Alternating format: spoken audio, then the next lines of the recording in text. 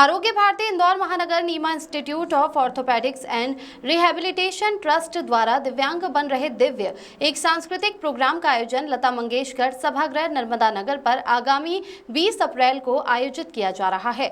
इनमें 500 से अधिक बच्चे भाग लेंगे, जो कि मध्य प्रदेश के इंदौर, धार, बड़वानी, खरगोन, अलीराजपुर, सतवास और खातेगांव, कन्नौज के बच्चे भी शामिल होंगे। वहीं आरोग्य भारती रोग प्रतिबंधन के लिए समर्पित स्वास्थ्य सेवा संगठन है, जो सभी को स्वास्थ्य के प्रति जागरूक भी करता है। आज इंदौर प्रेस क्लब में प्रेस वार्ता के दौरान बताया गया कि आरोग्य भारती की सहभागिता से डॉक्टर प्रमोद नीमा के द्वारा पोलियो या जन्मजात अस्थि बाधित दिव्यांग बच्चों के एक या एक से अधिक बार सफल ऑपरेशन के द्वारा उन्हें अपने पैरों पर खड़ा करने का सार्थक और सफल उपचार किया गया है। इस सफल उपचार से जीवन में उत्साह से परिपूर्ण चुनिंदा 500 बच्चों द्वारा 20 अप्रैल 2025 रविवार को सुबह 11 बजे से लता मंगेशकर सभागार के परिसर में दिव्यांग से बने दिव्य बच्चों द्वारा सांस्कृतिक कार्यक्रम आरोग्य भारती मालवा प्रांत एवं Neema institute of orthopaedics and rehabilitation trust के द्वारा आयोजित किया जा रहा है। कार्यक्रम में झाबुआ, धार, बड़वानी, खरगोन, अलीराजपुर, देपालपुर, सतवास, खातेगांव, कन्नौज, खंडवा, खरगोन, सेंधवा तथा इंदौर के दिव्यांग बच्चे, जिनको डॉक्टर प्रमोद नीमा के द्वारा शल्य चिकित्सा करके स्वस्थ किया गया, उनके द्वारा अनेक प्रकार के आदिवासी नृत्य, एकल नृत्य, ग्रुप डांस आदि का मंचन किया जाएगा। इस कार्यक्रम की अध्यक्षता शिव सिंह मेहता, वरिष्ठ उद्योगपति करेंगे। मुख्य वक्ता सुहास हरिमठ, विशिष्ट अतिथि डॉक्टर अशोक कुमार वर्षणीय, राष्ट्रीय संगठन सचिव आरोग्य भारती डॉक्टर मुकेश मोड़, विभाग संचालक इंदौर शैलेंद्र महाजन, प्रांत सेवा प्रमुख मालवा प्रांत उपस्थित रहे। ट्रस्ट और आरोग्य भारती मालवा प्रांत इनके संयुक्त तत्वावधान में एक विशिष्ट सांस्कृतिक कार्यक्रम 20 अप्रैल 2025 को लता मंगेशकर सभागृह में आयोजित किया जाएगा। विशेषता इस कार्यक्रम की यह है कि 1993 में जब डॉक्टर नीमा साहब ऑर्थोपेडिक सर्जन के रूप में स्थापित हुए थे और तभी उनके मन में कुछ बच्चों के प्रति कुछ नया नवाचार करने का उस वक्त का एक संकल्प था। और संकल्प ऐसा था कि जो बच्चे पोलियो से या जन्मजात किसी कारण से विकलांग होकर चलने फिरने में असमर्थ हैं और यदि उनको कुछ सफल 2-4 उनके ऑपरेशन कोई कर दे तो वो ऑपरेशन के माध्यम से वो बच्चे अपने पैरों पे खड़े हो सकते हैं। तो जो रेंग कर चलने वाले बच्चे थे उनको समाज एक अभिशप्त रूप में देखता था। उस ऐसे बच्चों के प्रति सद्भावना होना और उनको अपने पैरों पर खड़े करने के लिए 3 से 4 बार ऑपरेशन करना, ये एक लक्ष्य निर्धारित किया गया। और वैसे लोग बहुत जो गरीबी रेखा के नीचे थे, आर्थिक रूप से कमजोर थे और जिनको कहीं कोई चिकित्सा सेवाई या किसी सुविधा किसी भी स्तर पर नहीं मिलती थी, तो ऐसे कंडीशन में एक बहुत बड़ा संकल्प उन्होंने अपने मन में धारण किया था। और हमें आश्चर्य होगा कि वो 1993 से करते करते आज तक में लगभग 28,000 बच्चों का सफल ऑपरेशन कर उनको उनकी जो विकलांगता, दिव्यांगता है उससे मुक्ति करें। कार्यक्रम में क्या क्या होंगे? अब ऐसे बच्चे जो आ रहे हैं, ऐसे बच्चों के मन में उत्साह है, उनके जीवन में समाज की धारा से जुड़े हैं, तो वो अपने कुछ सांस्कृतिक कार्यक्रम उस मंच पर देंगे जिसमें वो एकल अभिनय, अपने आदिवासी नृत्य, जनजाति नृत्य जो उनके क्षेत्र में होते हैं वो, या इस तरह के एक गीत संगीत ऐसा एक कार्यक्रम, विशिष्ट सांस्कृतिक कार्यक्रम होगा।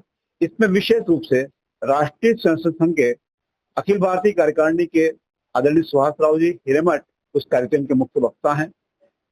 डॉक्टर अशोक जी वार्ष्णेय जो केंद्रीय संगठन सचिव आरोग्य भारती के, वो उस कार्यक्रम में विशिष्ट अतिथि हैं।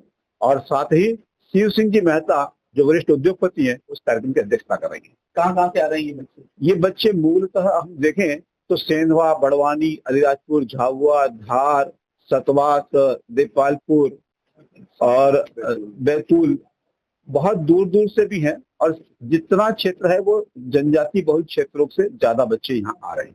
कुछ कितने बच्चे यहाँ पर आने वाले? लगभग 507 बच्चों की सूची हमें प्राप्त हुई है। आपका नाम? मैं वैद्य लोकेश जोशी, आरोग्य भारती मालवा प्रांत कार्याध्यक्ष। आपको कैसे लगी कि बच्चे विकलांग हैं? आपने बताया कि दूर दराज से भी बच्चे। देखिए, मैं जब अपना पोस्ट ग्रेजुएशन कर रहा था तो एमडी मेडिसिन में कर रहा था और उस समय मुझे बहुत अच्छे अवसर प्राप्त थे कि मैं विदेश जा सकता था।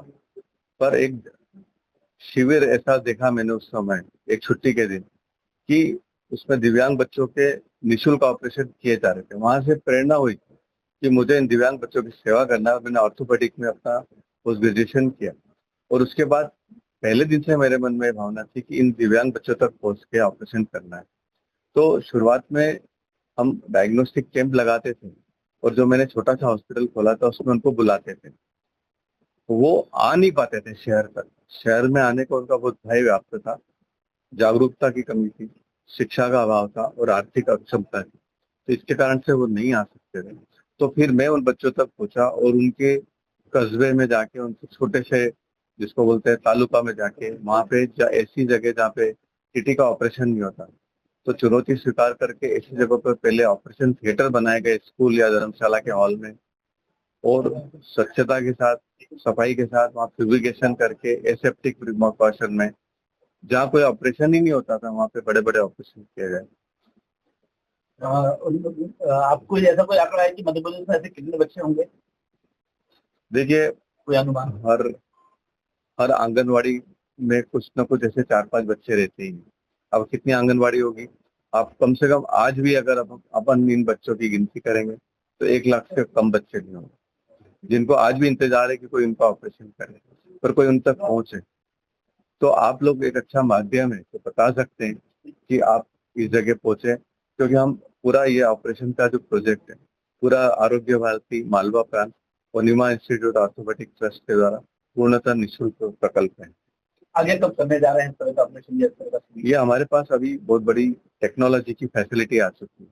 हम, आपने पूछा कि कैसे हम इन तक पहुंचते हैं, तो हम इन बच्चों के आंगनवाड़ी कार्यकर्ताओं से वीडियो मंगाते हैं और आंगनवाड़ी कार्यकर्ता जो वीडियो भेजते हैं उसमें हम सिलेक्ट करते हैं कि बच्चे में क्या विकृति है, और हम अनुमान लगा लेते हैं क्योंकि अब इतना अनुभव हुआ है कि इस बच्चे को ऑपरेशन की जरूरत है कि नहीं।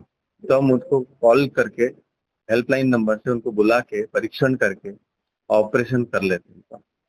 तो अब कैंप लगाना भी एक तरह से, जैसा AI आ रहा है या टेक्नोलॉजी आ रही है या व्हाट्सएप आ रहा है, इसका पूर्ण समुचित उपयोग करना ही आज के युग में न्यायोचित है। आपका ईसाई मिशनरी फ्रीडम है क्या? वो ये करना है?